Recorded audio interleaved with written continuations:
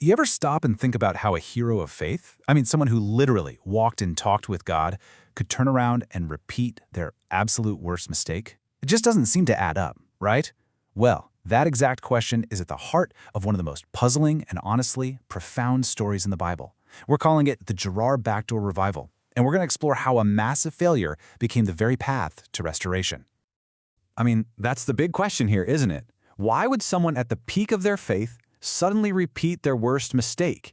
We're talking about Abraham, a guy who just got a miracle promise from God and then went toe-to-toe, bargaining for an entire city. And then, in the very next chapter, he just crumbles. He falls right back into an old, fearful lie.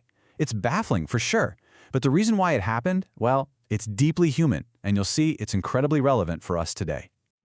All right, so here's our game plan. First, we're going to look at this shocking mistake and what was happening right before it. Then we'll really dig in and dissect what was going on, the anatomy of a faith crisis. After that, we'll get to this key idea of a backdoor revival, see how conflict and restoration actually work together, and finally, pull it all together to see what this means for our own lives, for our own failures. All right, so let's dive into part 1, a hero's shocking mistake. We've got to set the stage for this crisis, because to really get why this failure happened, you have to understand the incredible spiritual highs and lows Abraham had just been through. It was a total roller coaster. Just check out this sequence of events. First, God gives him this absolutely impossible promise, a son for him and Sarah in their old age. Incredible, right? Then you have this amazing moment of intimacy with God, where Abraham is literally bargaining to save the city of Sodom. But then, total devastation. He wakes up and sees the smoke rising from the valley, and in his mind, that's just a giant sign that his prayer, his intercession, was a complete failure. So what does he do next? He packs up, moves to a new town called Gerar, and what's the first thing he does? He falls back on an old, tired lie, telling the king that Sarah, his wife, is actually his sister. Okay, so what in the world is going on here? This isn't just some random slip-up. No way. This is a full-blown crisis of faith. And to really get the whole story, we need to look at the anatomy of that crisis. We need to figure out the root cause of this failure. This quote really gets to the heart of it. Abraham must have thought that his prayers went no higher than the ceiling of his tent when he surveyed the landscape that morning. Think about it. He had just negotiated with God himself. He pleaded for Sodom, and he got God to agree to spare the whole city for just 10 righteous people. So when he saw that smoke, his only conclusion could be, there weren't even 10. Can you imagine? He must have felt like his prayer was a colossal, embarrassing failure. His confidence, not just in his own ability to pray, but maybe even in God's mercy, was just shattered.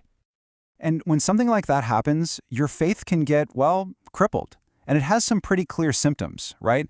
You lose heart. Your whole viewpoint turns negative. You start focusing on your own limitations, not God's power. You withdraw. You retreat. You start building this wall of wrong thinking around yourself. Pretty soon, you're trusting your own gut instincts over God's actual promises and just trying to preserve yourself at all costs. That is a textbook description of Abraham walking into Gerar. It's a pattern we see elsewhere.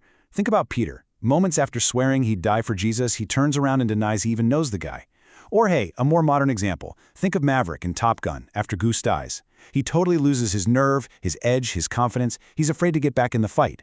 That's exactly where Abraham was. This was a hero who was shaken to his absolute core by what he saw as a massive personal failure. So what does he do? He falls back on what's been called his settled policy. Now, this is basically a pre-planned compromise. It's born out of fear, and it's designed to control outcomes and avoid conflict by just sidestepping faith altogether. See, this wasn't a lie he just made up on the spot. It was a strategy he and Sarah had cooked up a long time ago for whenever they got scared. It's a human plan trying to manage a divine journey. And this is where we get to the heart of the story. We get to God's really unconventional solution. See, he doesn't just tap Abraham on the shoulder and say, "Hey, buddy, remember me?" No, he does something way more dramatic. He kicks off what we're calling the backdoor revival. But before we get into what that means, we've got to ask a pretty basic question. Do you think true peace is just the absence of conflict? Abraham sure seemed to think so. His whole settled policy was designed to avoid conflict no matter what. But is that really what godly peace is all about? Yeah, the answer is a big, resounding no. Sometimes, this might sound kind of crazy, God himself is the one who initiates conflict. Now, we have to be super clear here. The devil uses conflict to destroy, to create chaos. But God can take that same conflict and turn it into a positive force. He uses it to redirect our lives when we get off course, especially when our thinking gets all twisted up by fear. And that is the whole idea behind a backdoor revival. See, Abraham had slammed the front door shut on God. He wasn't listening, he wasn't trusting, he was just operating out of pure fear. So what does God do? In his incredible grace, he doesn't just walk away, he finds another way in. He comes in through the back door, through the mess, through the crisis that Abraham himself created, to meet him right where he is, to purify him, and to get him back on track. Okay, so let's actually see how this whole thing played out, because the story itself is where this concept just comes alive. We're about to see how a direct confrontation with a pagan king named Abimelech becomes the very thing that heals Abraham. So it all starts with God. He's the one who initiates the conflict. He shows up in King Abimelech's dream and basically lays it all out. Hey, that woman you just took, she's someone else's wife. And that guy, he's my prophet. Give her back, have him pray for you, and you'll live. If not, you're all dead. So, of course, Abimelech wakes up totally terrified and immediately confronts Abraham. And just listen to what he says. He calls out the hero of faith, shouting, "What have you done to us? You have done things that should not be done." I mean, the irony here is just off the charts. And what happens next is basically a masterclass in how to resolve a conflict. But here's the kicker, it doesn't come from Abraham, it comes from Abimelech. First, he starts with God's point of view, just correcting the wrong. Then, he actually discusses it rationally, asking questions to figure out the history of the problem. He respects Abraham enough to listen to his fearful, kind of flimsy excuse without judging him. And finally, he diffuses the whole thing and solves the problem, not with anger, but with remedial action and by reinforcing the relationship. It's wild. In this moment, the pagan king is absolutely the more admirable person in the room. And this right here is the crucial point of the whole story. Remember, God told Abimelech that his remedy was to have Abraham pray for him.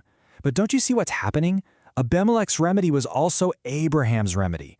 By forcing Abraham back into his God-given role as a prophet, as an intercessor, his own crippled faith and shattered confidence started to heal. God restored him by making him do the very thing he was convinced he had just failed at. It's just brilliant. So, okay, what does all this mean? What's the big takeaway for us from this ancient story of failure and restoration?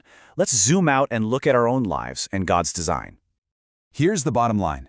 As believers, we're always in a state of transition. And sometimes, conflict is the very tool God uses to heal us, to redirect us, and to keep us pure. Revival isn't always this big mountaintop experience with choirs singing. Sometimes it happens in the valley. It happens through the messy, painful conflicts that come directly from our own failures and fears. When we shut that front door, God can use a crisis to get our attention and do His work. And you know, this principle is woven all through the Bible. The Apostle Paul says it perfectly. God has chosen the foolish things of the world to shame the wise, and God has chosen the weak things of the world to shame the things which are strong. Think about it. God used a pagan king to correct his chosen prophet. He used Abraham's moment of greatest weakness and fear as the very catalyst for his restoration. It's true, God's power really is made perfect in our weakness. So I want to leave you with this one last question to think about. We all try to keep our lives neat and tidy, right? We avoid conflict. We always want to present our best selves at the front door. But where in your life, that one area of fear, of a repeated failure, of a crisis, where might the back door be the very place God is trying to meet you? Not to condemn you, but to meet you right there and begin the work of restoration.